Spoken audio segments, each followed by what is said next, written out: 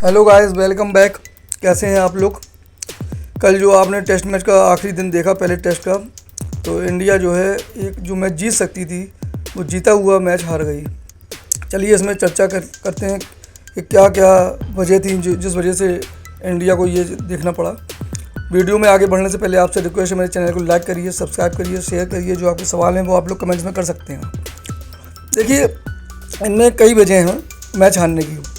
जब इंडिया ने पहली पारी खेली जो 471 रन बनाए, उसमें आपने देखा कि जो हमारा लेट ऑर्डर था बुरी तरीके से फ्लॉप हुआ, वरना 550 पौने 600 रन भी बन सकते थे। अगर वो 550 पौने 600 रन बन जाते तो ये मैच या तो इंडिया जीतती या ड्रा होता, क्योंकि इतना टाइम ही नहीं बचता कि इंग्लैंड चेस कर पाती। एक वजह वो रही। दूसरा, फिर आपने देखा कि जायसवाल ने कैच छोड़े हैं 4-5। नया लड़का है, गलती हो जाती हैं। बहुत बेहतरीन प्लेयर है, बहुत बेहतरीन गजब का बल्लेबाज है। उसको मोटिवेट करना पड़ेगा। इतना चलता है, लगा रहता है, हर खिलाड़ी के साथ ऐसा होता है। कोई भी खिलाड़ी जानबूझकर कैच नहीं छोड़ता है। और 4-5 जो कैच छूटे हैं जायसवाल ने जो छोड़े हैं, वो हमको भुगतान भुगतना पड़ा है। हम टेस्ट मैच हारे हैं। तो एक तो ये दूसरी वजह ये रही। तीसरी वजह आपने एक और चीज़ देखी होगी, जब हम लोग दूसरी पारी में खेल रहे थे तो उसमें ही वही हुआ जो पहली पारी में हुआ था कि हमारा लेट ऑर्डर बुरी तरीके से फ्लॉप हो गया। जो लीड हम लोगों ने 371 रन की दी थी वो 450 आराम से हो सकती थी, कोई बड़ी बात नहीं थी। और जो पहली पारी में गलती हुई वही दूसरी पारी में गलती हुई। अगर ये दोनों पारियों में से एक पारी में भी सही गलती ना हुई होती, या तो पहली पारी में 550 बन गए होते या दूसरी पारी में 450 की लीड दे दी होती, तो या तो फिर इंडिया जीतती या टेस्ट ड्रा होता। क्योंकि इतना टाइम नहीं बचता। जो आपने देखा कि आखिरी घंटे 15 ओवर बचे थे कल, तो अगर हमारे पास इतनी बड़ी लीड होती तो वो 6 के औसत से 7 के औसत से चेस नहीं कर पाते।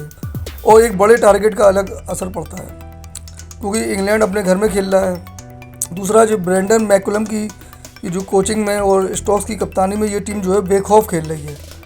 पर जब 450 का टारगेट होता तो फिर वो हथियार डाल देते हैं, ये पक्की बात है। तो यही सब वजह रही हैं। आप लोग बताइए, आप लोगों को क्या वजह लगती है। मुझे तो यही वजह लगती है कि यही मेन कारण है कि क्या कहते, पहली पारी में लेट ऑर्डर का फ्लॉप होना, जायसवाल के कैच छोड़ना, और दूसरी पारी में फिर एक बार लेट ऑर्डर का फेल होना। करुण नायर बुरी तरह फ्लॉप, रविंद्र जडेजा भी कुछ नहीं कर पाए।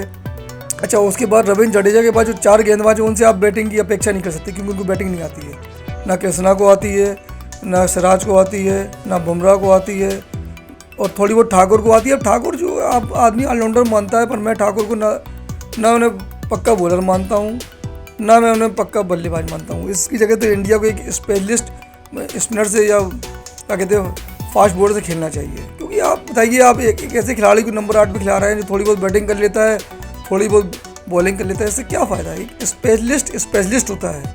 तो मेरा मानना है कि अगले टेस्ट में इंडिया को इन कमियों पर ध्यान देना चाहिए और लेट ऑर्डर को थोड़ा देखना होगा कि कैसे क्या कहते हैं पारी को आगे बढ़ाना चाहिए। ऐसा नहीं है कि आप गिव अप कर देते हैं।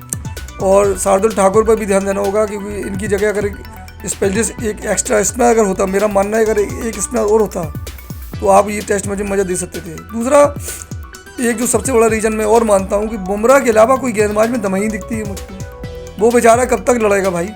पूरे ऑस्ट्रेलिया में 5 टेस्ट में अकेले उसने ऑस्ट्रेलिया की धज्जियाँ उड़ा दी। ऑस्ट्रेलिया में जाके दुनिया का कोई गेंदबाज विदेशी टीम को ऑस्ट्रेलिया में जाके इतनी खतरनाक बॉलिंग नहीं कर सका जो बुमराह ने करा। तो ये सब चीज़ों को देखना होगा। मोहम्मद शमी की बहुत कमी खेल रही है, बहुत गजब के गेंदबाज है। मैं टेस्ट मैच में इंडिया का सबसे बेस्ट सीम गेंदबाज मानता हूँ, क्योंकि उनके पास सीम बहुत अच्छी है। चलिए, अभी आप लोग निराश ना होइएगा, अभी बहुत बाकी है। अगला टेस्ट मैच हम लोग इंतजार करेंगे और मुझे उम्मीद है कि इंडिया वापसी करेगी। आखिर में आपसे गुजारिश है, मेरे चैनल को लाइक करिए, सब्सक्राइब करिए, शेयर करिए। जो आपके सवाल हैं वो आप लोग कमेंट्स में कर सकते हैं। बहुत बहुत धन्यवाद आप लोगों का मेरा वीडियो देखने के लिए।